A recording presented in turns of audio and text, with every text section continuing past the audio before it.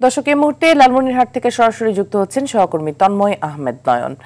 নয়ন, তিস্তা পার সহ উত্তরাঞ্চলের চাষাবাদ ও জীববৈচিত্র্যে ফারাক্কার কারণে কি ধরনের প্রভাব পড়েছে, আর ফারাক্কা দিবসে কি কি কর্মসূচি রয়েছে, বিস্তারিত জানাবেন। কিন্তু এই কলকাতার বন্দরের পানির নাব্যতা ঠিক রাখার জন্য ভারত কিন্তু ফারাক্কা বাঁধ দেয়। এই বাঁধের সর্বপ্রথম যে লং মার্চের ঘোষণা দিয়ে ভারতকে নড়বড়ে করে দিয়েছিলেন মাওলানা আব্দুল হামিদ খান ভাসানী। তা আমি আপনাকে জানিয়ে রাখি যে বাংলাদেশে 58টি আন্তর্জাতিক নদীর মধ্যে 55টির উৎপত্তি হচ্ছে ভারতের বিভিন্ন উৎস থেকে। ভারত যখন তাদের পানি প্রত্যাহার করে ফারাক্কা বাঁধের মাধ্যমে, যে পানি একতরফা পানি প্রত্যাহারের কারণে কিন্তু পদ্মা নদী সহ উত্তরাঞ্চলে কিন্তু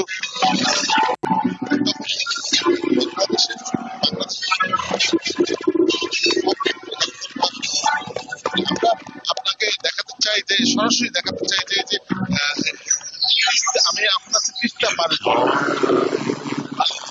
এই সামান্য বৃষ্টিতে আবার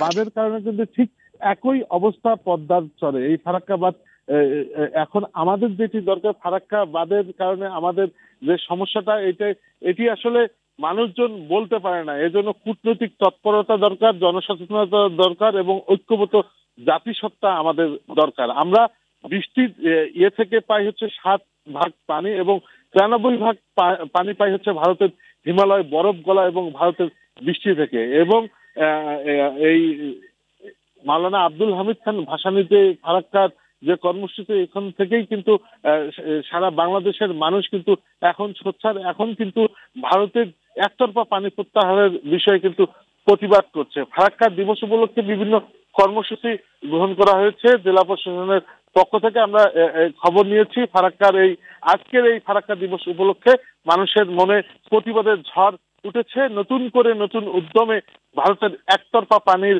প্রত্যাহারের প্রতিবাদ করছে সাধারণ মানুষ। এই ছিল লালমনিরহাটের তিস্তা পার থেকে সর্বশেষ। জি, অসংখ্য ধন্যবাদ আপনাকে আমাদের সাথে যুক্ত হওয়ার জন্য।